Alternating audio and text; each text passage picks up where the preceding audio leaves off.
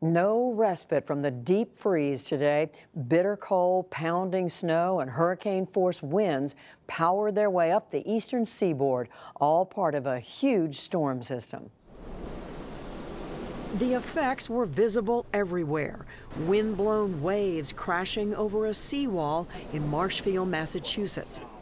Ice piling up along the Outer Banks in North Carolina. And cars stopped in their tracks overnight in Norfolk, Virginia, stuck deep in several inches of snow. It's too cold. I go to school up in Ithaca and this is cold. In New York, city officials shuttered schools in the face of bone-chilling cold and up to 8 inches of snowfall. Governor Andrew Cuomo was one of several governors declaring states of emergency. This is not our first rodeo. The storms have been getting worse. Extreme weather is a reality. We're seeing storms of a severity that we've never seen before. Forecasters classified it a bomb cyclone for its acute drop in atmospheric pressure. The system blew out of the Gulf of Mexico this week and blasted the deep south first. I don't really even know how to drive on the road like this in this type of weather. Flurries landed even on palm trees. It's pretty wild. I've never seen palm trees with snow on them before. From there, it roared north, hugging the coast, with winds gusting to 70 miles an hour. Blizzard warnings were in effect from the mid-Atlantic to New England, with parts of Massachusetts and most of Rhode Island bracing for up to 18 inches of snow.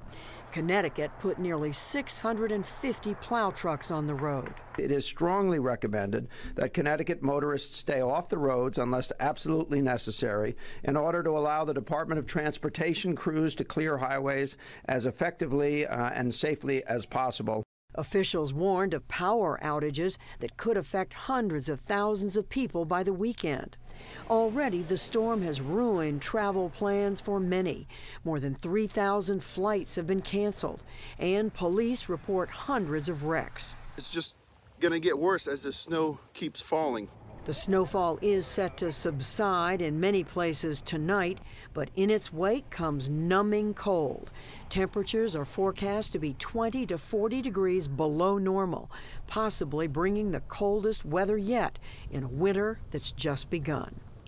The freeze is taking a toll on people and animals alike. In Miami, it dipped below 40 this morning, and cold-blooded green iguanas got so numb they actually fell out of trees. News reports suggest that most survived the experience. In the day's other news, Wall Street blew through another big barrier, driven in part by Congress's passage of tax cuts. The Dow Jones Industrial Average closed above 25,000 for the first time after gaining more than 150 points. The Nasdaq rose 12 points, and the S&P 500 added nearly 11.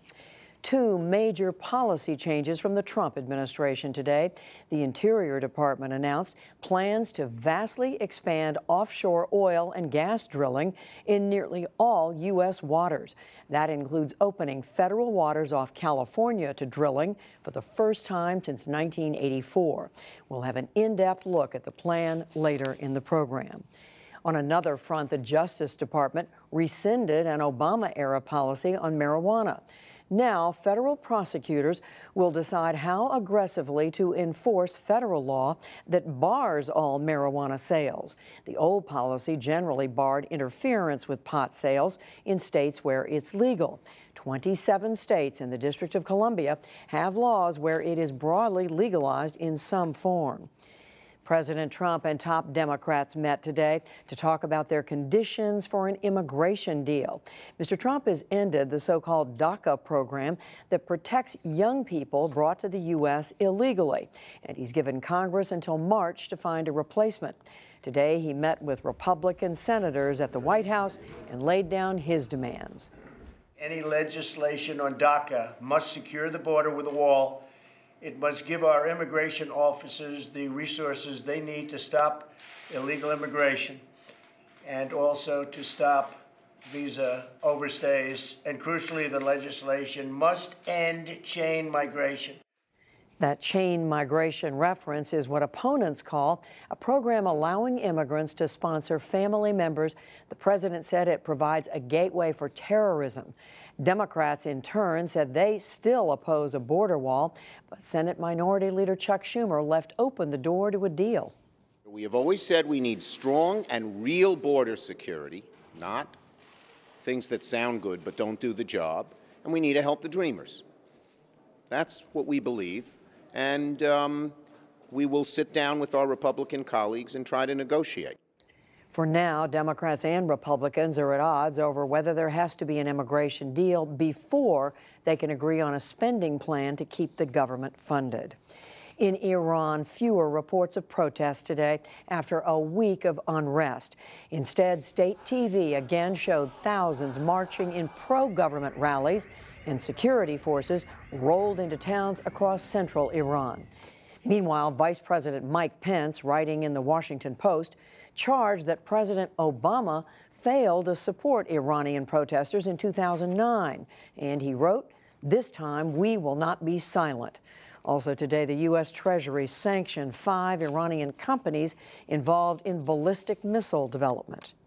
The U.S. also formally suspended security aid to Pakistan's military, as President Trump had threatened. The State Department announced the freeze will last until Pakistan takes, quote, decisive action against terrorists, but it said there may be some exceptions. Back in this country, a Republican in Virginia has won a drawing to break a tie in a House of Delegates race. That, in turn, let Republicans keep their majority by a razor-thin margin. It all came down to election officials pulling a film canister out of a bowl with the name of incumbent David Yancey. Democrat Shelley Simons did not rule out seeking another recount. Do I think it's fair? You know, it was a long, hard election season, and it does seem like a sad ending to the story to have to end on a game of chance. But at the same time, I did feel during the election that it was going to be really close. Most states break election ties with a coin toss. Some have their state legislatures decide the winner. President Trump dissolved his voter fraud commission last night, but he's not letting the issue go. He claimed on Twitter today that mostly Democratic-run states refuse to hand over data because, quote, they know that many people are voting illegally. System is rigged. In fact, many states with both Democratic and Republican leadership declined to turn over voter information. Mr. Trump has repeatedly alleged, without evidence, that more than 3 million people illegally voted in the 2016 election. And the White House has fired more broadsides at former chief strategist Steve Bannon. Yesterday, President Trump said Bannon had, quote, lost his mind after reports that he made scathing allegations in a new book. Today, the president's press secretary said the book is full of mistakes and falsehoods. His attorney has sent cease and desist letters to Bannon and to the publisher.